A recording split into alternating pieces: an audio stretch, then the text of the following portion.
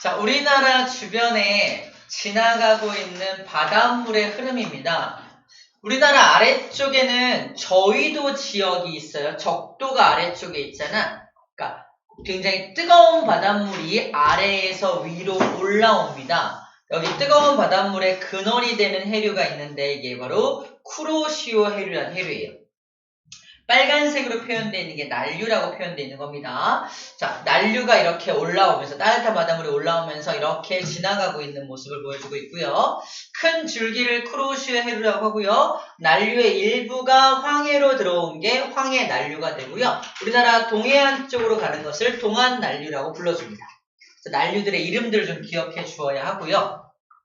그럼 저위도에서 고위도로는 난류가 흐른다면은 고위도에서 저위도로는 한류가 흐릅니다. 그래서 이 연해주 한류의 줄기를 따라오면은 북한 쪽을 지나오는 한류, 바로 북한 한류라는 게 흘러요.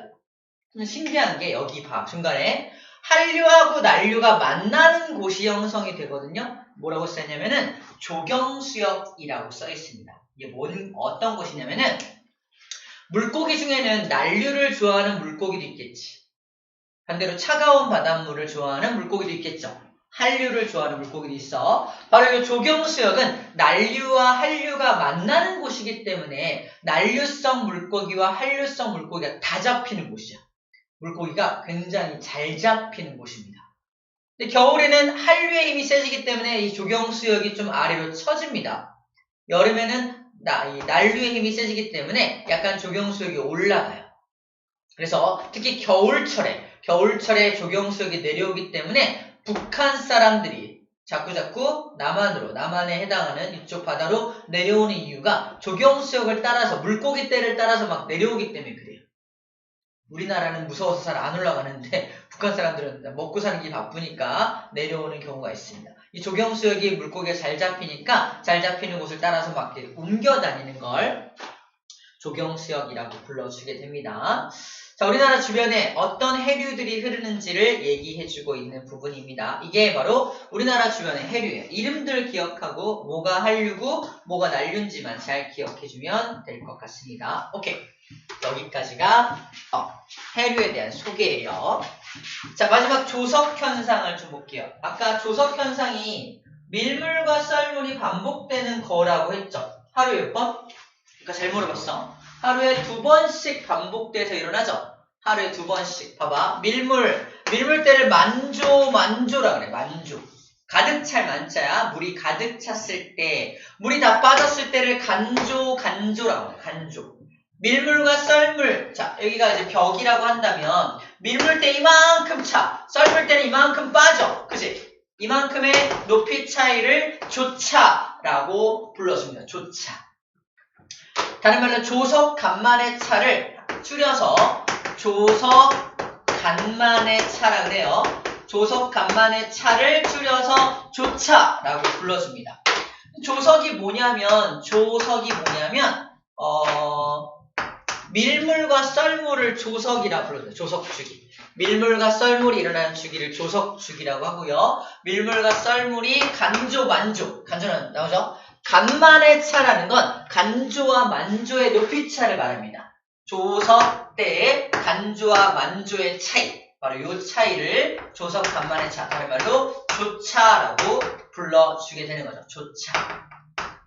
조차 나와있죠? 만조 때 높이가 해수면이 7m야. 간조 때 높이가 1m야. 그럼 조차는 몇 미터인 거야? 6m가 되겠죠? 6m를 왔다 갔다 하는 겁니다. 쌤의 키가 2m니까 쌤보다 한 3배 정도의, 왜 이렇게 써다보죠? 3배 정도의 높이를 왔다 갔다 하는 겁니다. 3배, 딱 3배야. 딱 3배. 인정. 자, 아무튼 그런데 4배래요. 아무튼 인정. 이렇게 갔다 갔다 합니다. 자, 간조라는 말, 만조라는 말, 그 다음에 조차라는 용어들만 잘 정리해주면 되는 부분입니다. 자, 조류라는 말은 뭐냐면 밀물때는 물이 막 이쪽 방향으로 밀려 들어오고요. 그 다음에 썰물때는 빠져나가잖아. 이 물의 흐름을 조류가 발생한다 라고 표현합니다.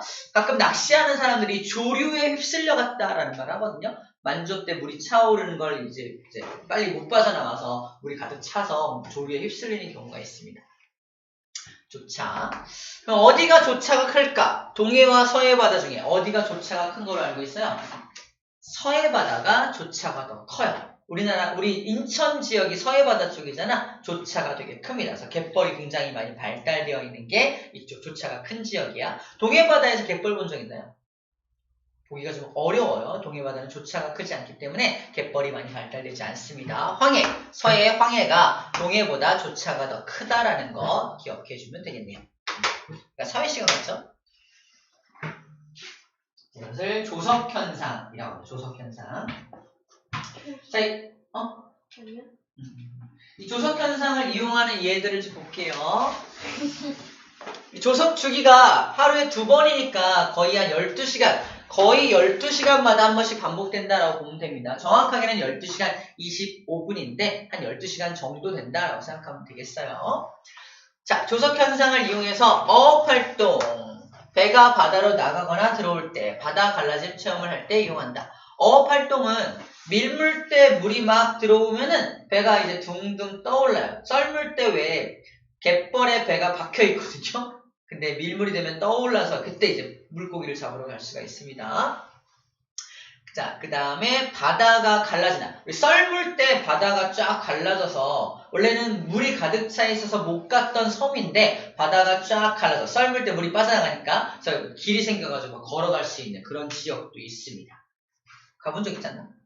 보긴 봐. 유튜브. 보긴 봤어요. 근데 멀리 가면은 바닷물이 다시 돌아올 때는 이렇게 그냥 콱 오는 거예요? 아니 점점 차올라요. 막 엄청 빠르진 않아요. 아니면 그러면- SLD 저건. 깊숙하게 들어가도 그냥 뛰어나오면 되는 뛰어나오면 돼요. 그렇게 빠르진 않습니다.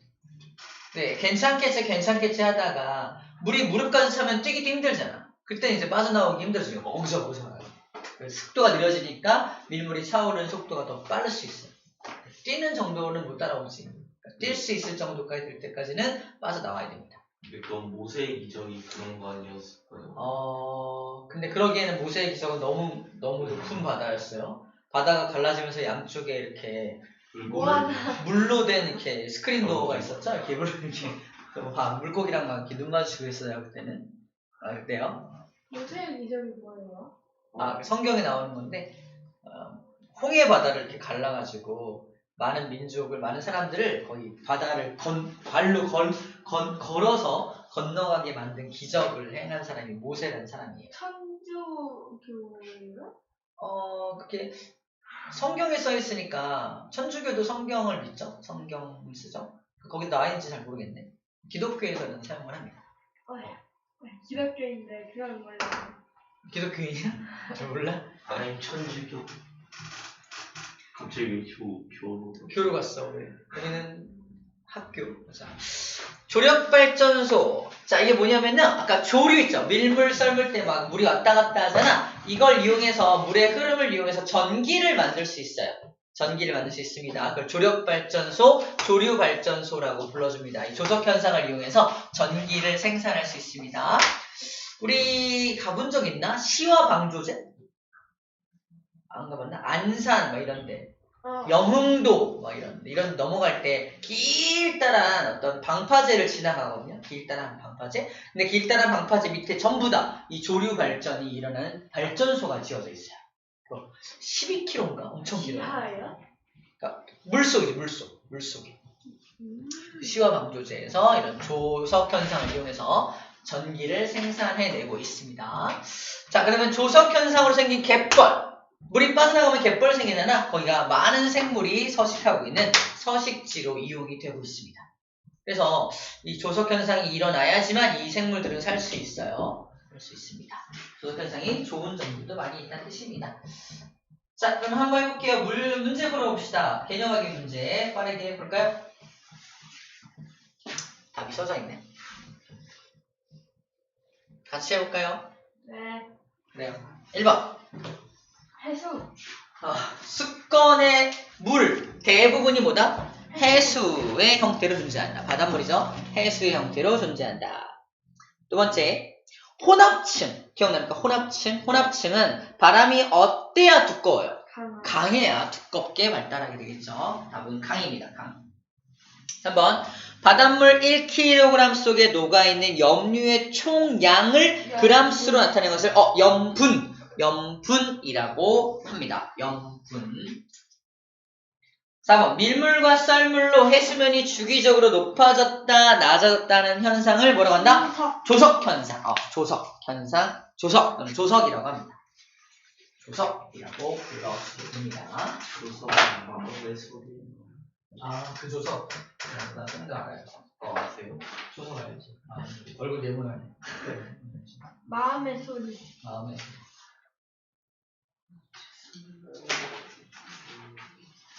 쌤, 일찍 끝내는 거 어때요 오늘? 그럴 생각이에요. 예.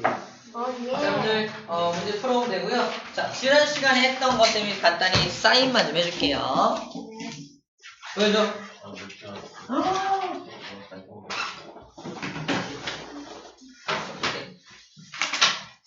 자, 황당하게 못 태웠어요. 그럴 수 있어요? 어떻게 말해야지 생각이 괜찮을까요? 쌤은 솔직한 걸 좋아하는데 지금. 솔직하게 말했어요. 네, 여기도 시작해왔어요.